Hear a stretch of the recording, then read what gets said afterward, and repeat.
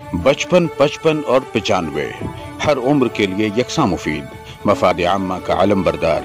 जरूर सब्सक्राइब करें, लाइक करें, शेयर करें और बेल आइकन प्रेस करना न भूलें। Rabbani the scholar YouTube channel. बहुत शुक्रिया डॉक्टर खालिद न्याज़ी साहब ने अपने पुरमक्स खिताब से हमें नवाजा और तिब्बी यूनानी के ताल्लुक से आपने बहुत ही कारामद गुफ्तगू यहाँ पर की। तिब्बी यूनानी के ताल्लुक से शायद कहता है कि हमको मिटा सके ये जमाने में दम नहीं। कितनी भी एलोपैथी दवाएं आ जाएं, लेकिन तिब्बी यूनानी का मकाम अपनी जगह बुलंद रहेगा।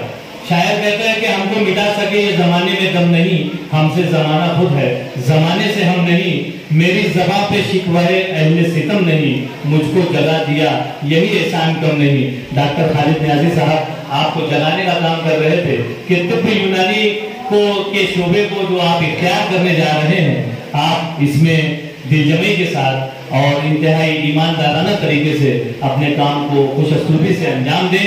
आइए मैं यहाँ पर हमारी कॉलेज की लेक्चरर मोहतरमा शाहिदा रहमानी साहबा से इल्तिमास करता हूँ कि इंतहाई इख्तिसार के साथ आप अपनी गुफ्तगू यहाँ पर पेश करें। उससे पहले मैं हमारे एंकर जो है रिजवान रहमानी साहब का जो है फूलों से और मिडल से इस्तेकबाल किया जाएगा। डॉक्टर खालिद न्याज़ी साहब।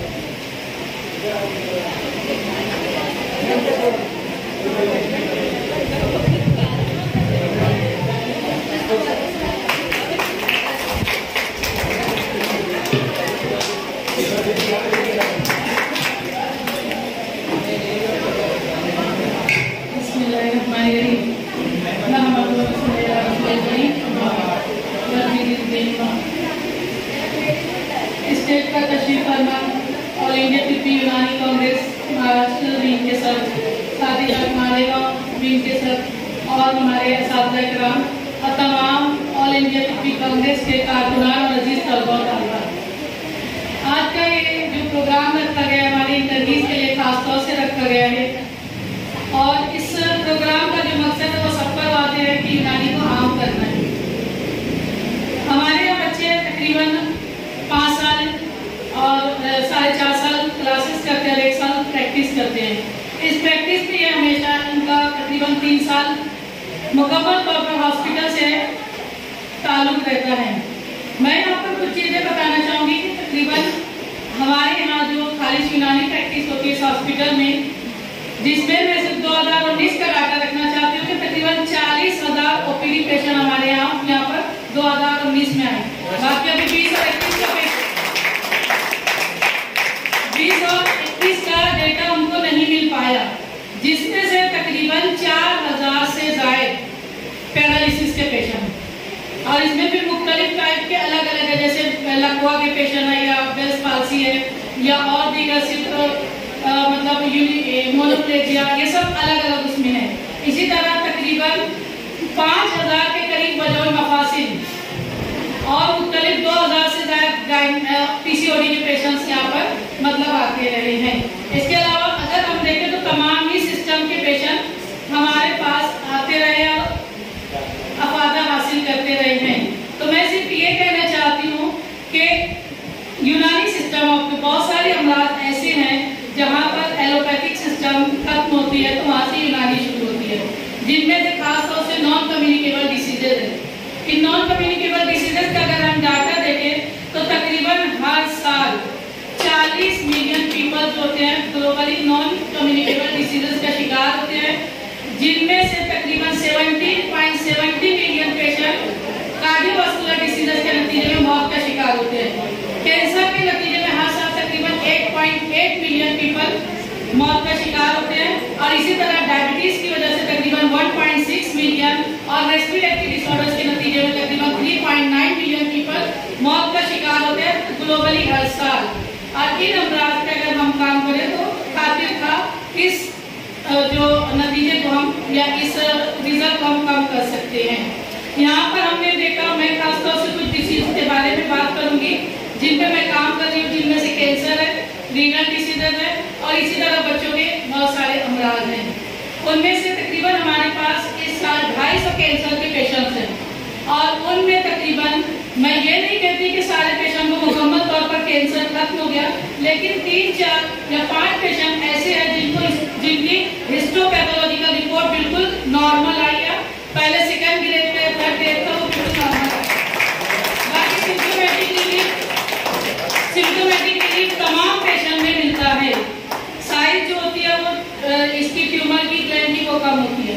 फाइब्रोएडिनोमा के तकरीबन मैं 20 पेशेंट ऐसे बता सकती हूँ जिनमें 3, 3.5 सेंटीमीटर का फाइब्रोएडिनोमा था, जो कि सिर्फ यूनानी दवाओं से बिल्कुल खत्म हो गया।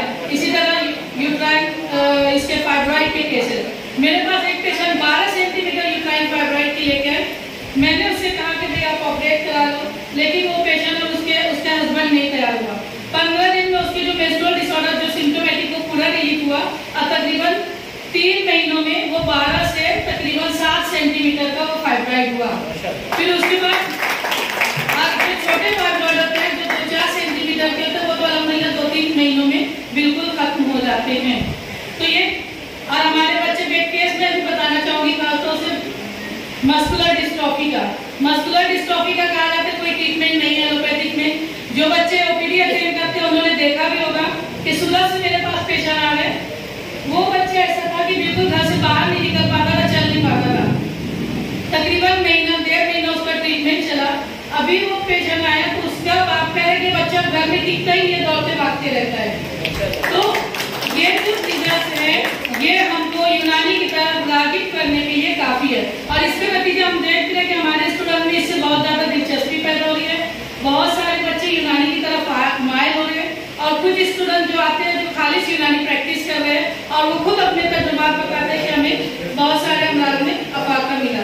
थायराइड हम ये कहते हैं कि एक तो हमारा जो तरीका इलाज है या कि हम अखलाक के नजरिए पे काम कर रहे हैं, मिजाज के और उसूल इलाज पे काम कर रहे हैं। तो यहाँ पर एक चीज जो एंडोक्राइनल डिसऑर्डर्स है उसके ताल्लुक से एक सवाल पैदा होता है कि हम किस एक्टिव को में रखेंगे। लेकिन एंडोक्राइनल डिसऑर्डर्स में भी अगर हम उसके तीर्थ के अफाल के एतबार से, उसके खवास के एतबार से, उसकी तीर्थ के एतबार से तकसीम कर सकते हैं और उसी एतबार से इलाज भी कर सकते हैं। तो यहाँ पर जो हाइपोथायराइडिज्म, हाइपरथायराइडिज्म उसके पेशेंट भी अल्हम्दुलिल्लाह मुकम्मल तौर पर नॉर्मलाइज हुए हैं। इसी तरह डायबिटीज के बहुत सारे पेशेंट जिनकी 372 शुगर थी, मैंने पेशेंट से कहा पहली दफा उसको डिटेक्ट हुआ, वो बार बार आ रही थी पेशेंट यूरिनरी ट्रैक्ट इन्फेक्शन की और वजाइनल डिस्चार्ज और इचिंग की कंप्लेंट लेके। मैंने पेशेंट को कई दफा एडवाइस किया कि आप शुगर चेक करा लो। दवा से वक्ती आराम होता था, मुकम्मल तौर पर आराम नहीं हुआ। लेकिन पेशेंट का टाइम यही जवाब देता तो मेरे को शक्कर नहीं है। मैंने आप एक मरतबा चेक तो करवाइए। उसने चेक करवाया, 372 मिलीग्राम पर डीएल उसकी शुगर निकली। मैंने उससे कहा कि आप किसी भी फिजिशियन को दिखा दीजिए, आपकी बहुत ज़्यादा शुगर है और मैं यहाँ से भी कुछ दवाएं देती हूँ। पेशेंट बिल्कुल नहीं तैयार हुई किसी को दिखाने के लिए और अल्हम्दुलिल्लाह उसका शुगर लेवल बिल्कुल नॉर्मल हो गया। एक मरतबा तो ऐसा हुआ कि वो हाइपोग्लाइसीमिया में चली गई सिर्फ यूनानी दवाओं से, और वो भी हमारे यहाँ के ही नुस्खे, बाहर का मैंने कुछ भी नहीं लिखा था। जो हमारे फॉर्मुलेशन बनते हैं मैंने सिर्फ वही इस्तेमाल कराया और वो लेडी अब बिल्कुल उसकी शुगर नॉर्मल अभी आना करता है। ये चीज़ें जो होती है अगर हम वाकई मेहनत से और ईमानदारी से काम करें, सही जजमेंट करें और दूसरी बात है कि हम अपने रिजल्ट्स, हम अपने नुस्खे अगर आपस में शेयर करें तो यकीनन यूनानी हर घर में फैलेगी। जो एक ट्रेंड है कि भाई अपने नुस्खे ना बताने का, ये खत्म होना चाहिए। और इस सिलसिले में मैं डॉक्टर खालिद नियाज़ी साहब को मुबारकबाद देती हूँ कि इन्होंने एक सिलसिला शुरू किया व्हाट्सएप पे, अपने नुस्खे रोजाना मुख्तलिफ डिसीजेस के शेयर करते हैं। इसी तरह अगर हम अपने नुस्खे शेयर करें, इसी तरह हम अपने मतलब जो डेटा है वो शेयर करें, हम किन पेशेंट पे कौन सी दवाएं असर कर रही है नहीं कर रही है, दोनों बातें शेयर करें तो यकीनन लोगों में दिलचस्पी पैदा होगी और यूनानी से इसकी रग़बत बढ़ेगी। और इसमें खासतौर से 2-3 चीज़ों पर एक काम करना जरूरी है, जो क्वालिटेटिव और क्वांटिटेटिव लेवल पे सर्वे और इसी तरह अवेयरनेस और साथ ही साथ ट्रीटमेंट, डायग्नोसिस और डायग्नोसिस के बाद लाइन ऑफ ट्रीटमेंट यूनानी का, ये खासतौर से इसमें बहुत सारी कोताहियां हम असातिज़ा की भी है कि हम शुरू से बच्चों को यूनानी की तरफ उतना राग़िब नहीं कर पाते। तो इसलिए फर्स्ट ईयर से उनको यूनानी की अहमियत, मुख्तलिफ केसेस को डिस्कस करना, क्योंकि जिस तरह हम केस प्रेजेंटेशन मॉडर्न के एतबार से करते हैं तो इसी तरह यूनानी एतबार से बच्चों के सामने केस प्रेजेंटेशन रखना चाहिए और ये चीज़ इस यूनानी को के फरोग में बढ़ावा देगी, बच्चों में दिलचस्पी पैदा करेगी और यूनानी तरीके इलाज को फरोग देगी। इसके साथ ही मैं तमाम बच्चों को नेक ख्वाहिशात पेश करते हुए उम्मीद करती हूँ कि टाइम पर इस नहज पर सोचेंगे और अपने प्रैक्टिस में यूनानी को शामिल करेंगे। और मुबारकबाद देती हूँ कि आप अल्लाह ताला आपको इसी तरह हर फील्ड में कामयाब करे, आपकी प्रैक्टिकल फील्ड में भी आपको कामयाब करे। और इसके साथ ही मैं अपनी बात खत्म करती हूँ। शुक्रिया। बहुत शुक्रिया डॉक्टर शाहिदा रहमानी साहबा, आपने एक बेहतरीन डाटा जो मंसूरा तिब्बिया कॉलेज का है आपने पेश किया और अपनी बातों को ऐसा तरीके से यहाँ पर पेश किया। यहाँ पर अदनान अहमद अंसारी जो कि साबिक सदर फार्मेसी विंग है महाराष्ट्र के, मैं इनसे इल्तिमास करता हूँ कि इंतहाई इख्तिसार के साथ अपनी बात को पेश करें। अस्सलाम वालेकुम रहमतुल्लाहि व बरकातहू। साहिबान, स्टेज पर मौजूद मेहमान इकराम और तलबा और तालिबात, as a pharmacy wing after department manufacturing segment of Unani resident of Maharashtra, मैं कुछ चीज़ें आप तलबा और तालिबात के सामने अपने उस्तादों की निगरानी में कहना चाहूँगा कि जैसे आप लोग आज अल्हम्दुलिल्लाह इस फील्ड में उतर रहे हैं, इलाज और मुआवजे की फील्ड में, ये प्रैक्टिकली मैं जो बात करने जा रहा हूँ ये बहुत प्रैक्टिकल है, क्योंकि फील्ड में हम लोग काफ़ी वक्त से इस पर काम कर रहे हैं कि यूनानी के जो स्टूडेंट्स हैं फारिग होने के बाद जो है या तो कम्प्लीटली एलोपैथी मेडिसिन में आ जाते हैं या कुछ लोग जो है वो 5% 10% यूनानी को मतलब प्रमोट करते हैं। उसकी जो वजह है या उसका जो रीज़न है, जैसे हमने स्लोगन दिया है यहाँ पर घर घर यूनानी, हर घर यूनानी, ये कैसे होगा, ये पॉसिबल कैसे? डॉक्टर्स को पेशेंट अटेंड करने से फुर्सत नहीं रहती है, उनको कुछ दवाएं रेडीमेड चाहिए जो मार्केट में अवेलेबल हों। अल्हम्दुलिल्लाह डॉक्टर हुसैन सर की निगरानी में हम लोगों ने और काफ़ी कंपनियों ने रिसर्च की मेडिसिन निकाली है। क्लासिकल मेडिसिन तो एक अपनी जगह है जो ऑलरेडी यूनानी के अंदर है, लेकिन दौर हाजिर की ज़रूरत के हिसाब से एलोपैथी के पैरेलल में जो मेडिसिन मार्केट में अवेलेबल हैं उनको आप इस्तेमाल करिए। मेरा एक ये मशवरा है, एलोपैथी के पैरेलल में आपको रिजल्ट्स मिलेंगे। एक्चुअली होता कैसा है कि फॉर्मुलेशंस और ये चीज़ें मिल जाती है लोगों को, लेकिन चीज़ों की शनाख्त सही, असली, उसके मिजाज, उसका इस्तेमाल, उसके टेक्निकल पॉइंट्स, ये बहुत इंपॉर्टेंट होता है किसी दवा को बनाने के लिए। तो मेरा मशवरा ये है कि डॉक्टर हुसैन सर की निगरानी में कुछ मेडिसिन हमने तैयार किए, और भी कंपनियां तैयार कर रही है, काफ़ी मेडिसिन तैयार कर रही है। आपको इस लाइन में काफ़ी अपग्रेड होना पड़ेगा ताकि आप एलोपैथी के पैरेलल में अपनी मेडिसिन का लोहा मनवा सको। जैसे कोरोना के टाइम में मंसूरा का काढ़ा पूरी दुनिया ने उसको माना और लोगों का रुझान जो है वो नेचुरल की तरफ रागिब हो रहा है। क्यों?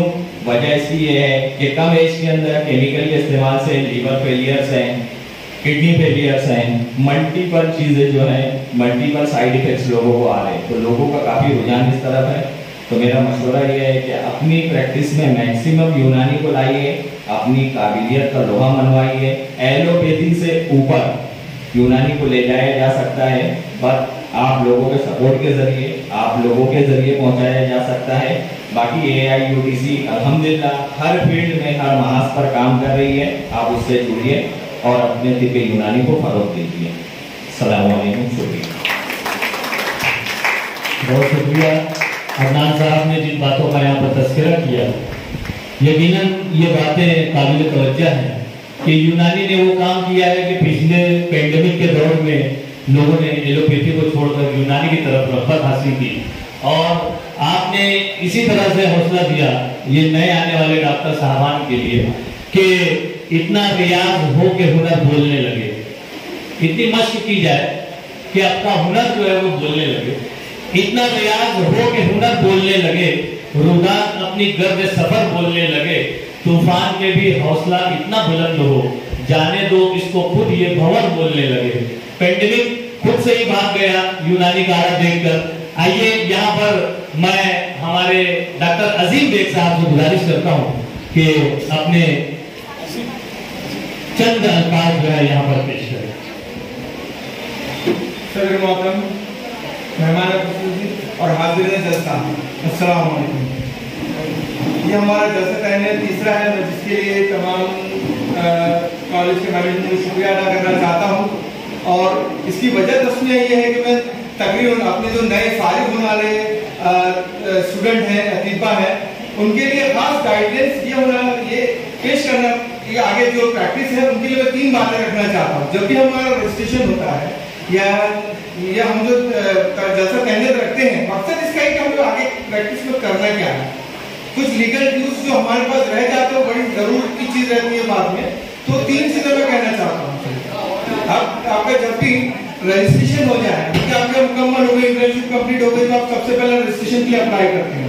रजिस्ट्रेशन के बाद उसके बाद प्रैक्टिस में जाते हैं, कुछ टीचिंग में जाते हैं, लेकिन जब मैक्सिमम लोग प्रैक्टिस में जाते हैं, तो प्रैक्टिस के अंदर जब रजिस्ट्रेशन हो जाए तो अपना जो IT रिटर्न है उसके बराबर हो गया। और जो रजिस्ट्रेशन के बाद जो फॉलोअप होता है, हर 5 साल में रिन्यूअल होता है। दूसरा, प्रोफेशनल टैक्स 1 साल एग्जाम्पशन रहता है रजिस्ट्रेशन के बाद।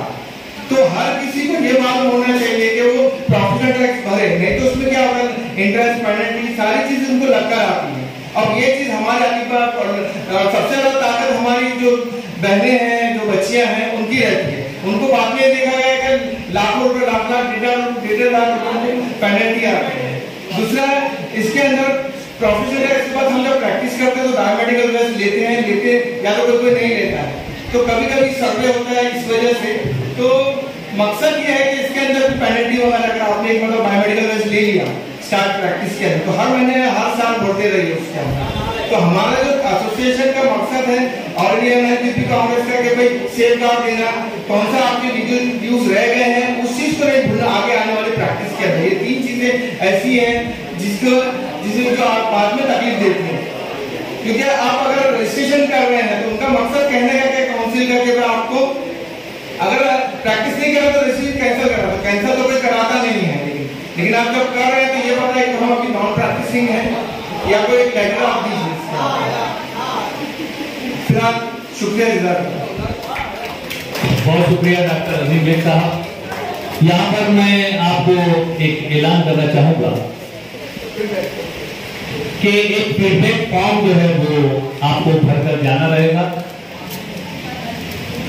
फीडबैक फॉर्म आप तक पहुंचाया जाएगा तो उसे आपको पूर्ण करने के बाद ही जाना होगा। आइए यहाँ पर मैं डॉक्टर मोहम्मद यहिया साहब को मदद करता हूँ कि तशरीफ लाएं और अपने तासुरात से इजहार करें। डॉक्टर मोहम्मद यहिया साहब।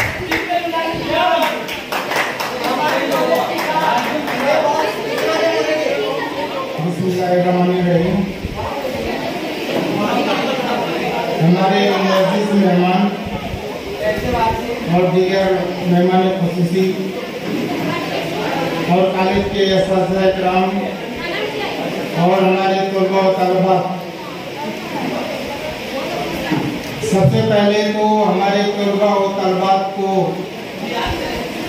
बहुत ही खुश होना चाहिए कि आप लोगों के लिए ये हौसला अफजाई और इज्जत अफजाई की गई, ये आपके लिए बहुत फख्र की बात होना चाहिए।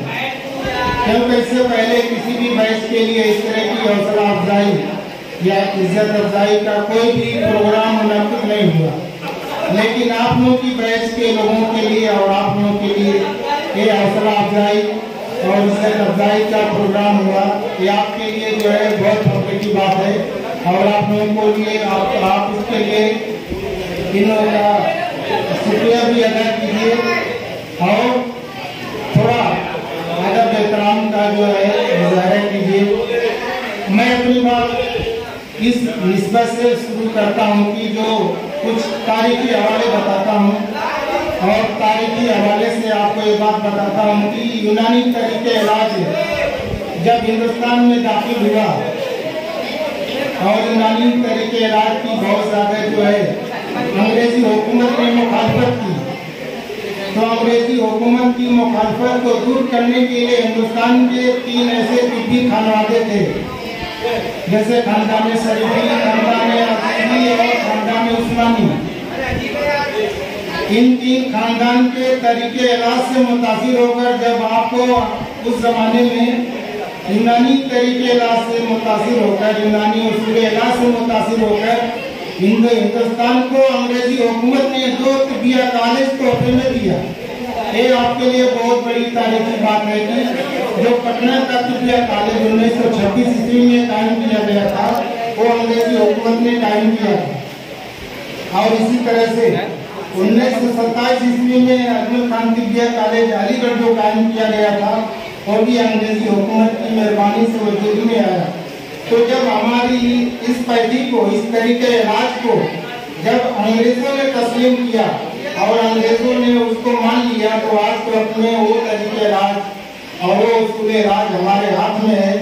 आज हम इसका अगर तरीके इलाज से इलाज करेंगे तो हिंदुस्तान के मुख्तलिफ कौम के लोग भी इसको तस्लीम करेंगे, लेकिन उसकी वजह हमारे खुद जो हमारे अंदर कुछ खामियां हैं, हम तरीके इलाज पे पाबंद नहीं होते, उसूल इलाज पे पाबंद नहीं होते हैं और जो दूसरे कौम के लोग हैं वो लोग मानने से इनकार करते हैं। आज भी बहुत से ऐसे हकीम हैं, बहुत से ऐसे तबीब हैं जो यूनानी तरीके इलाज से इलाज करते हैं, यूनानी उसूल इलाज से इलाज करते हैं। आज उनके यहाँ सबसे ज्यादा जो मरीज आते हैं वो दूसरे कौम के लोग आते हैं और उनको बहुत ज्यादा अहमियत देते हैं, उनको जो है बहुत ज्यादा जो इज्जत देते हैं। मैं सिर्फ अपने कॉलेज के एक मर्ज के ताल्लुक से बताता हूँ कि जो लोग लिप्रोसी के मरीज होते हैं या जो जुकाम के या खदर के जो मरीज होते हैं, उनका इलाज जब हमारे अस्पताल से किया जाता है और हमारे अस्पताल से दवा दी जाती है तो वो 7 दिन के अंदर जो है 25% ठीक हो जाते हैं और 14 दिन के अंदर तकरीबन 50% वो सही हो जाते हैं। और उसमें सिर्फ 2 दवा का नुस्खा तरतीब दिया गया है। लेकिन ऐसे मरीज के इलाज को फायदा होने के बाद हमारे यहाँ के जो तालिब इल्म हैं वो उसको सीख रहे हैं, वो लोग उस पर बहुत ज्यादा ध्यान नहीं देते हैं। उसमें सिर्फ 2 दवा है, एक दवा जो सुरंजान तक है और दूसरी दवा परफ्यूम है। उन दवा का मुरक्कब बहुत आसानी से तैयार हो जाता है, बहुत आसानी से उसका इस्तेमाल किया जाता है। तो सिर्फ 2 दवा के मुरक्कब से लिप्रोसी के मरीज और जुकाम के मरीज जो भी हमारे अस्पताल में आते हैं वो ज्यादातर ठीक हो जाते हैं, जबकि इसका तस्वुर आम तौर से यूनानी तरीके इलाज में आम मतलब पे नहीं किया जाता है। लेकिन मोहम्मदिया तिब्बिया कॉलेज के अस्पताल में इस तरह के जो मरीज आते हैं वो तकरीबन 3 महीना लगातार जब इलाज करते हैं तो जुकाम के मरीज या लिप्रोसी के या खदर जैसी अलामत के जो मरीज होते हैं वो ठीक हो जाते हैं। इसी तरह से आप लोगों को सिर्फ एक मर्ज के ताल्लुक से अगर आप उसूल इलाज अपनाएंगे, तरीके इलाज अपनाएंगे, जो बर्स मर्ज है या जो है खासतौर से ल्यूकोडर्मा के मरीज हमारे अस्पताल में तकरीबन सूरत से, बम्बई से, अहमदाबाद से और दुनिया से और औरंगाबाद से पूरे महाराष्ट्र के मुख्तलिफ जिले से आते हैं और तकरीबन हमारे यहाँ का जो उसूल इलाज होता है, तरीके इलाज होता है, उस उसूल इलाज से, उस तरीके इलाज से वो मरीज ठीक हो जाते हैं और ज्यादातर फिर दूसरे मरीज उनके साथ इलाज मुआवजे के लिए जाते हैं। सिर्फ मैं एक दवा का तनासुब और 1 साल के अंदर आप ये जानकर हैरत में हो जाएंगे कि सिर्फ सुरंजान हमारे अस्पताल में, हमारे जो ओपीडी में, आईपीडी में साल में तकरीबन 3 कुंटल सुरंजान जो है मुख्तलिफ बीमारियों में इस्तेमाल होता है और किसी भी अस्पताल में इतना ज्यादा सुरंजान का इस्तेमाल मैं समझता हूँ कि नहीं होता होगा जितना जो है सिर्फ सुरंजान मुफ्त दवा का इस्तेमाल साल में तकरीबन 3 कुंटल यानी 50 किलो या 100 किलो नहीं, 300 किलो का इस्तेमाल सिर्फ मुख्तलिफ अमराज के अंदर सुरंजान का इस्तेमाल किया जाता है और वो इस्तेमाल वजन मुफासिल में मौजूद वरम में किया जाता है।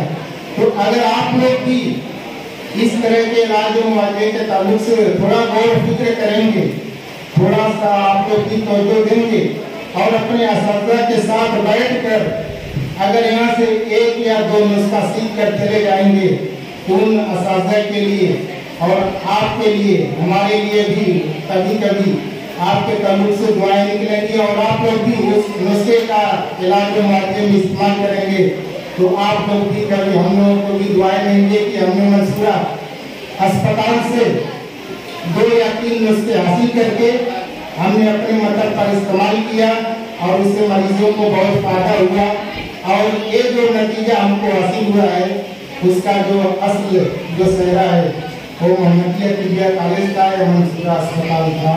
इसी के साथ मैं अपनी बात को खत्म करता हूँ और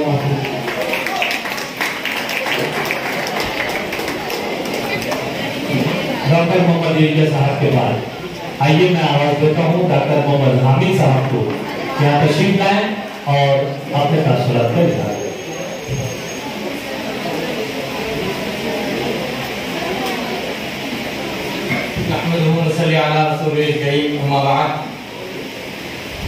स्टेज पर रौनक अफरोज तिबे यूनानी के चमकते हुए सितारे, मेरे सामने मौजूद तिबे यूनानी का ताबनाक मुस्तकबिल। मैं आप तमाम को इस कामयाब तरीन प्रोग्राम की मुबारकबाद देता हूँ। आज यहाँ पर आने का या इजहार ख्याल करने का जो मकसद इन्होंने ऑल इंडिया यूनानी तिब्बी कांग्रेस की जानिब से मुझे मिला है, मैं उसके लिए तमाम ही मेंबरान का शुक्रिया अदा करता हूँ। बच्चों, आप जैसा आप तमाम जानते हैं कि दर्स व तदरीस के दौरान इस बात पर बहुत ज़्यादा अहमियत दी जाती है कि तिब्बी यूनानी से हम कैसे इलाज करें, किस तरह इलाज करें। आज हम इस मौके पर या इस प्लेटफॉर्म पर आ चुके हैं कि हमको प्रैक्टिकली वो काम करना है। जैसा कि आप तमाम को मैं इससे पहले भी बताया हूँ कि इलाज मुआवजे के अंदर हमको बहुत ज़्यादा ज़रूरी चीज़ जो है वो दो बातों का जहन नशीन रखना है। मैंने अपने तजुर्बे से या किताबों से के मुताले से इन्हीं दो बातों पर काम करने की या इन्हीं दो बातों को अमल करने की कोशिश की है और आप तमाम तलबा से यही तलकीन करता हूँ कि इन्हीं दो बातों को अगर हम कर लेंगे तो इंशाअल्लाह मरीज को मर्ज को हम फायदा पहुंचा सकते हैं। पहली बात है हमारा तशखीस, यानी मर्ज की तशखीस पहले नंबर पर हो। हम ये देखते हैं कि अक्सर मरीज या अक्सर हमें ये कंप्लेंट मिलती है कि हमें शिफा नहीं हो रही है या दवाओं का कोई फायदा नहीं हो रहा है। उसकी असल वजह जो होती है कि हमारी तशखीस मुकम्मल नहीं होती या हम सही तशखीस तक नहीं पहुंच पाते।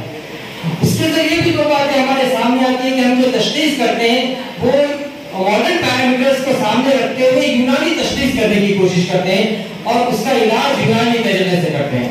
यहाँ पर एक बात आप लोग अपने जहन में रखें, जब भी आप किसी मर्ज की तशखीस के लिए जाएं वहां पर कुल्लियात यानी कुल्लियात उम्र तवैया, कुल्लियात अदविया, कुल्लियात लफ्ज़ बोल इन बातों को मद्देनजर रखते हुए जब तक इन उसूल ज़वाबित को आप सामने नहीं लाएंगे तब तक आपकी तशखीस मुकम्मल नहीं होगी।